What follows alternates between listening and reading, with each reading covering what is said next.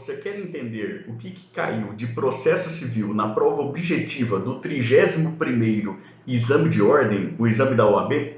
Assista esse vídeo aqui até o final que eu vou te contar tintim por tintim.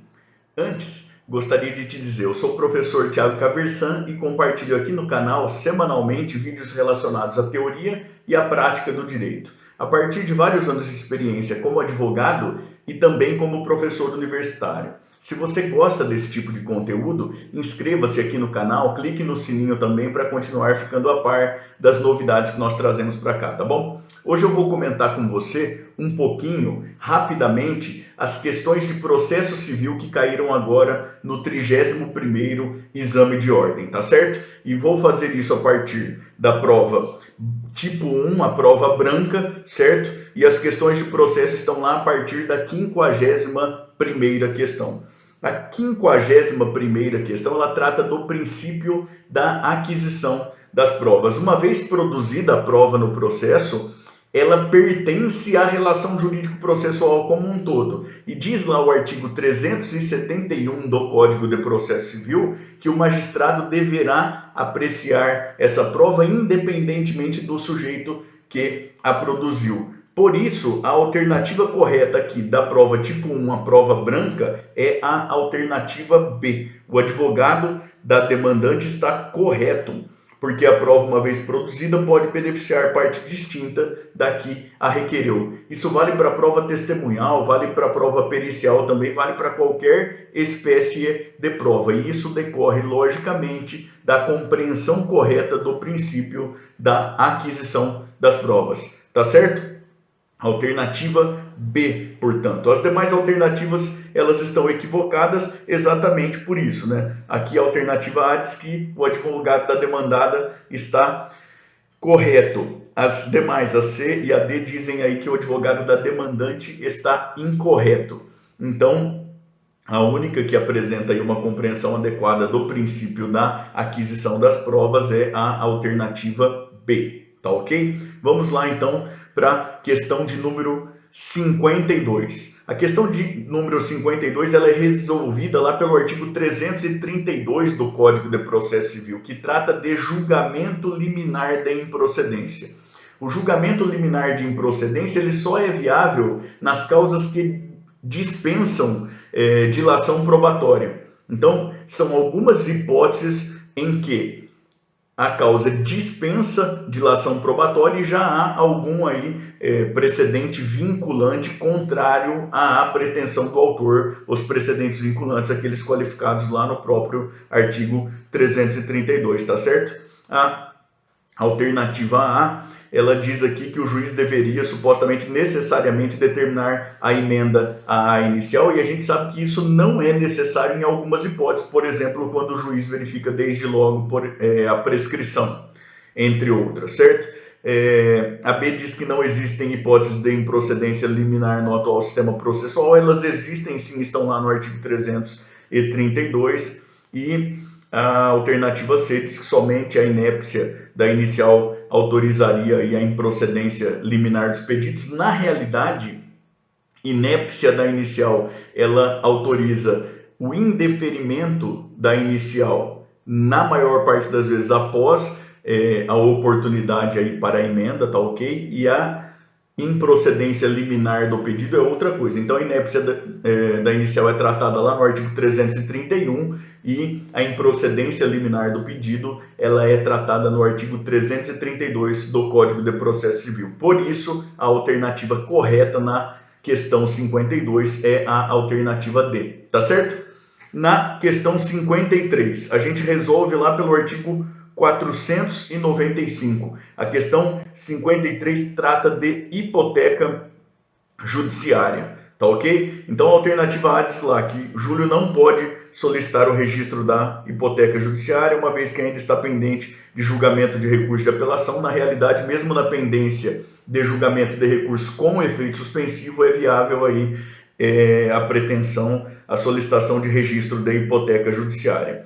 A alternativa B diz que Júlio, mesmo que seja registrado a hipoteca judiciária, não terá direito de preferência. Na realidade, diz o artigo 495 que um dos efeitos da hipoteca judiciária, o principal deles, é outorgar aí o direito de preferência. A alternativa C diz que a hipoteca judiciária somente poderá ser constituída e registrada mediante decisão proferida no tribunal, em caráter de tutela provisória, e na realidade não depende de nada disso. Isso resulta claramente lá do artigo 495. E a alternativa correta, portanto, é a D. Júlio poderá levar a registro a sentença, e uma vez constituída a hipoteca judiciária, esta conferirá ao Júlio o direito de preferência em relação a outros credores, observada a prioridade de registro, ou seja, se houver registros anteriores, tem que observar essa prioridade, tá certo?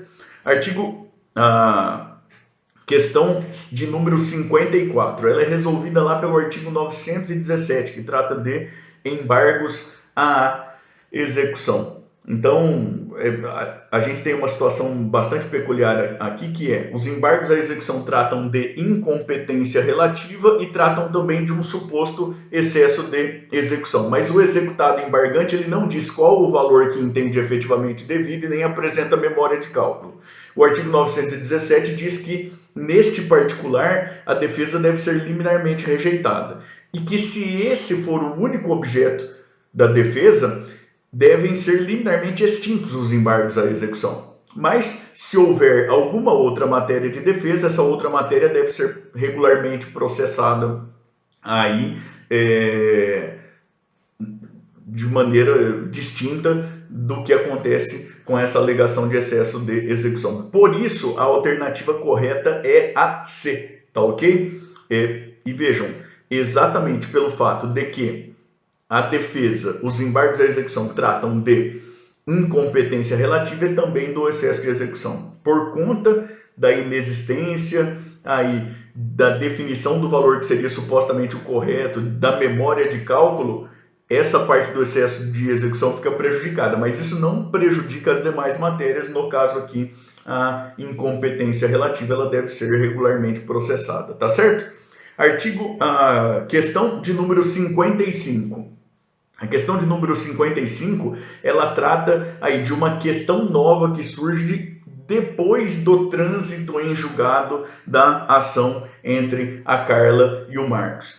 Essa circunstância de ser posterior ao trânsito em julgado, ela prejudica a possibilidade de manejo de recurso de apelação, prejudica também a possibilidade de propositura de uma ação de reclamação. E também, como a sentença que transitou em julgado na esfera civil foi contrária a Carla, a pretensão da Carla, não cabe aí o pedido de cumprimento de sentença lá diretamente perante o juízo criminal, até porque é um reflexo cível da sentença criminal. O juízo criminal é absolutamente incompetente para processar eventualmente essa questão do cumprimento de sentença. O que cabe é a propositura de uma ação rescisória com fundamento no artigo 966, inciso 6º, ou seja, a Carla aí demonstrando que a sentença foi fundada em uma prova cuja falsidade foi apurada em processo criminal, ela pode propor uma ação rescisória, observar todo o procedimento aí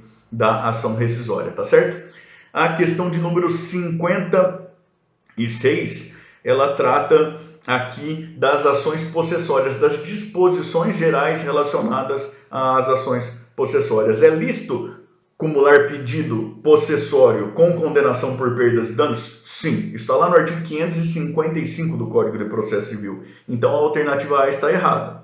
Na pendência da ação possessória proposta por Gustavo, não é possível nem a ele, nem ao João, que é a parte contrária, propor ação de reconhecimento de domínio, salvo em face de terceira pessoa. Isso aqui está certo, é o que está lá no artigo 557. Por isso, a alternativa correta é essa aqui, a B. Alternativa C. Se a proposta de ação de manutenção de posse por Gustavo for um esbulho, o juiz não pode receber a ação de manutenção de posse como reintegração de posse por falta de interesse e adequação. Na verdade, pode sim. Isso está lá no princípio da fungibilidade das tutelas possessórias, já a partir do próprio artigo 554, tá bom? E a alternativa D, caso se entenda possuidor do imóvel e pretenda defender sua posse, o meio adequado a ser utilizado por João é a reconvenção em face de Gustavo. Na realidade, aqui a gente tem aquele caráter dúplice das ações possessórias. O réu pode formular pretensão contra o autor na própria contestação, independentemente de reconvenção. Artigo 556, por isso a alternativa D está errada também. A alternativa correta é a alternativa B. Tá ótimo? E a última questão de processo civil aqui, a questão de número 57, trata, aliás, de reconvenção. E a gente aplica aqui, então, o artigo 343. No novo Código de Processo Civil, é possível apresentar reconvenção independentemente de apresentar contestação. É possível comparecer em juízo apenas para apresentar a reconvenção. E a gente tem a possibilidade de ampliação subjetiva da demanda, ou seja, é possível que o réu apresente a reconvenção junto com mais um litisconsorte que amplie subjetivamente a demanda para formular pretensão em face do autor, e é possível também que ele apresente a reconvenção em face do próprio autor e de mais uma outra pessoa, ou seja, ampliação subjetiva da demanda também no polo contrário aí da demanda, o que faz a alternativa correta na questão 57, na prova do tipo 1, caderno branco, ser a alternativa B, tá certo? Se você gostou aí do nosso vídeo, do nosso papo, eu queria te convidar de novo para se inscrever aqui no canal, para clicar no sininho. Também queria te convidar a interagir comigo nos comentários aqui embaixo, tá bom? Grande abraço a todos, até mais, gente. Tchau, tchau.